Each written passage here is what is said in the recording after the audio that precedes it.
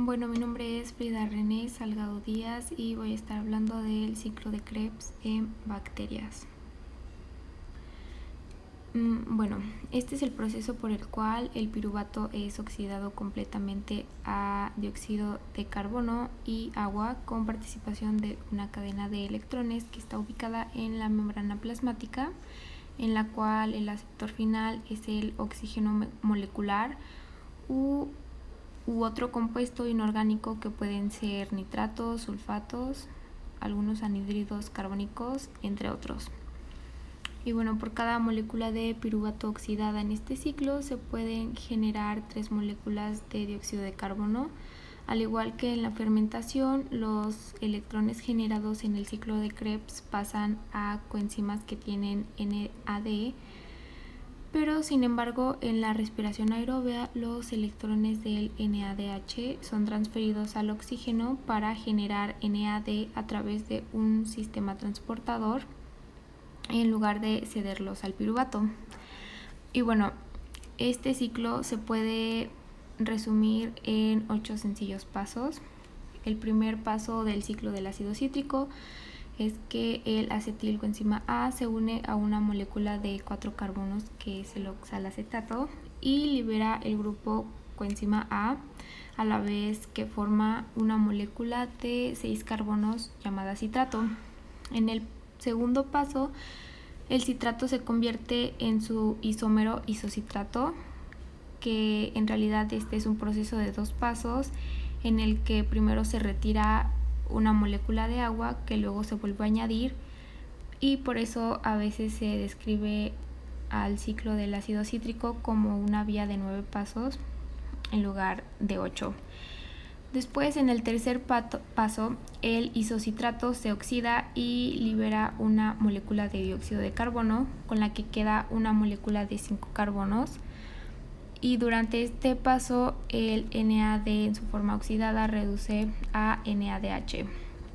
La enzima que cataliza este paso es la isocitrato deshidrogenasa, que es un importante regulador de la velocidad del ciclo del ácido cítrico. En el paso 4 es similar al tercero y bueno, en este caso es el alfa-cetoglutarato que se oxida, lo que reduce un NAD en NADH, y en el proceso se libera una molécula de dióxido de carbono.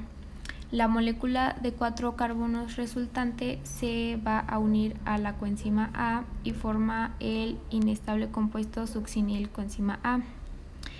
Después, la enzima que cataliza este paso, la alfa-cetoglutarato deshidrogenasa, también es importante para la regulación del ciclo del ácido cítrico.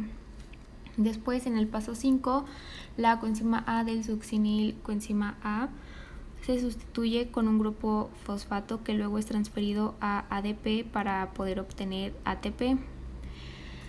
En el paso 6 se oxida el succinato y se forma otra molécula de 4 carbonos llamada fumarato.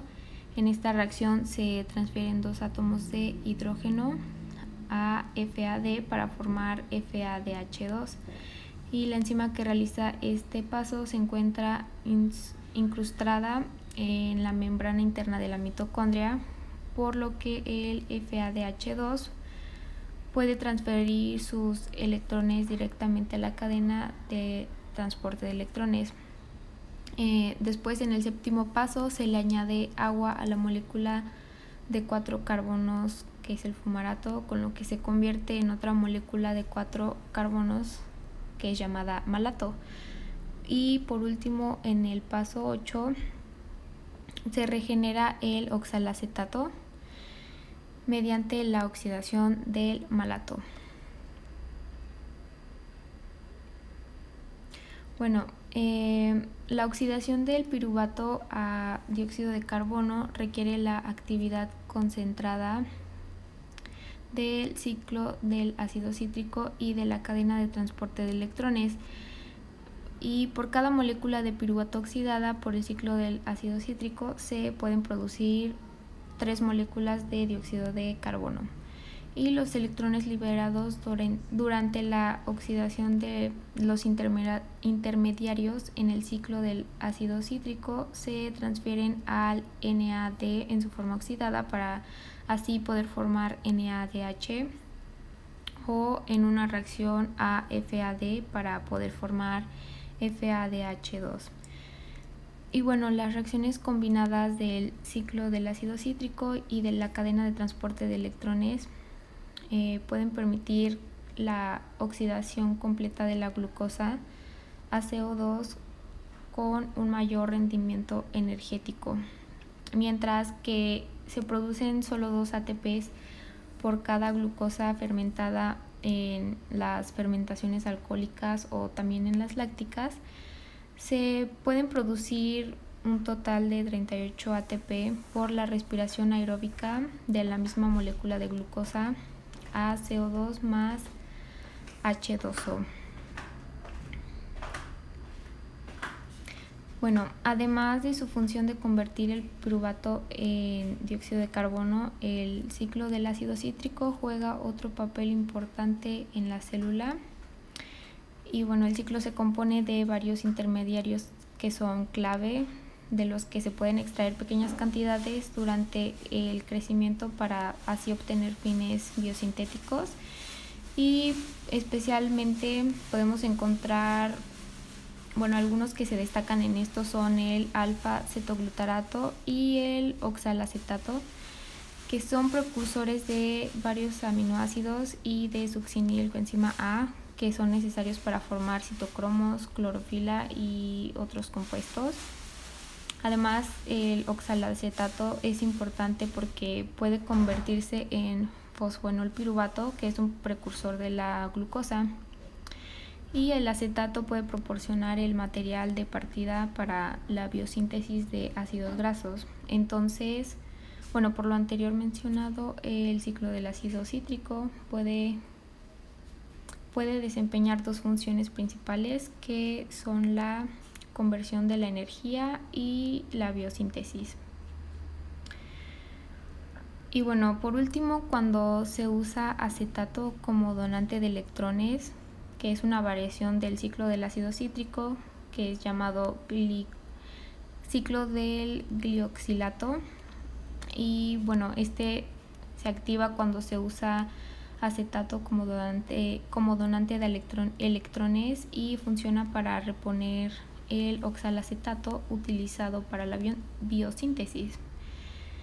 Y bueno, el ciclo del glioxilato se compone de varias reacciones enzimáticas del ciclo del ácido cítrico más 2 enzimas adicionales, que es la isocitrato liasa, que divide el isocitrato en succinato y glioxilato.